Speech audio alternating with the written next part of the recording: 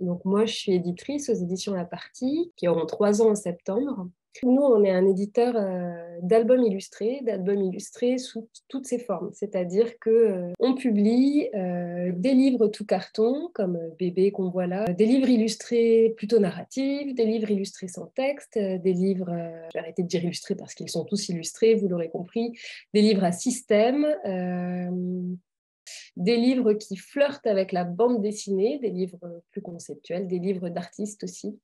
Voilà, du livre illustré dans toute sa diversité. On accueille évidemment des nouveaux venus, pas forcément des gens avec qui on commence depuis le premier livre, c'est le cas de Romain, mais on peut aussi citer par exemple Lorraine Capelli, Karen Autoir, Sarah Chevaux qui sera là à l'automne. Je crois que j'ai commencé en 2015 à faire vraiment des illustrations pour des travaux de commande. Donc je pense mes toutes premières commandes, ça doit être plutôt 2016, parce que j'ai commencé d'abord à faire des images pour des expositions, pour des projets personnels, et puis j'ai commencé à trouver comment je pouvais aussi me professionnaliser en faisant des images. Mais avant ça, j'étais pendant 10 ans infographiste. Je travaillais pour des architectes dans une agence qui travaillait uniquement pour des architectes et je faisais des images d'architecture uniquement sur ordinateur.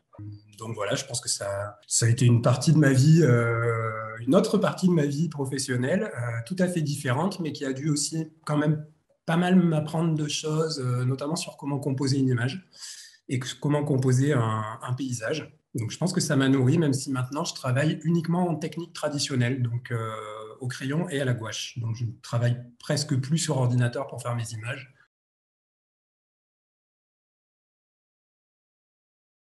C'est un dialogue en fait entre un enfant et un parent qui sont hors champ et qu'on verra très partiellement au long du récit, qui discutent d'un voyage. Et on ne sait pas bien en fait si ce qu'on voit par la fenêtre, c'est ce que voit cet enfant, ce qu'il imagine, ce qu'il projette. La simplicité de l'idée fait sens et charme tout de suite. C'est un livre qui est une ode au temps d'inactivité, mais aussi à la contemplation. Le train et le paysage qui défile, c'est quand même un des rares endroits où on se laisse aller à la rêvasserie plus facilement.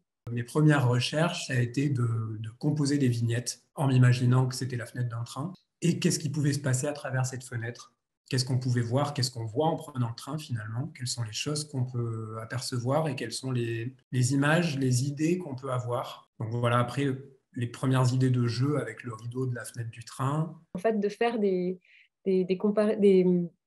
jeux comme ça, de voir des visages de chats dans des poteaux électriques, je pense que chacun, en fait, chaque personne qui se laisse aller à la rêverie dans un voyage en voiture ou en train, va se dire à un moment du livre, ah, ça aussi, j'y ai pensé, ou ah, tiens, ça aussi, ça m'amuse, ça aussi, le fait de comparer, par exemple, des containers à des Lego ou des lignes à haute tension à des chats. C'est un livre qui est très doux et qui est très charmant, mais il y a quand même une petite pointe d'étrangeté qui n'est pas menaçante, mais il y a un truc un peu bizarre qui donne de la profondeur au livre.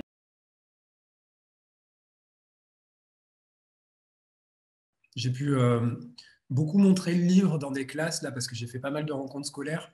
Et justement, la couverture permet vraiment pas mal d'échanges autour de l'interprétation par les enfants du livre. En général, je leur lis le livre et je leur montre la couverture après. Et je leur demande ce qu'ils en pensent, où est-ce qu'ils pensent que ça se passe. Et j'ai des réponses très intéressantes d'enfants qui pensent que ça se passe dans un train miniature et que, en fait, la main, elle est grande parce que le train est miniature. Donc, il y a plein d'interprétations très intéressantes. Moi, j'ai tendance à avoir l'impression que mes albums sont plus compréhensibles et appréciables par des enfants finalement plus grands que souvent, que le retour qu'on me fait souvent. J'ai l'impression par exemple, cet album, Notre Voyage, pas mal de gens m'ont dit que ça avait plutôt l'air d'être pour les 3-6 ans, alors que moi, j'aurais tendance à avoir des lecteurs un peu plus grands. Alors, je pense que c'est parce qu'il n'y a pas beaucoup de texte, peut-être.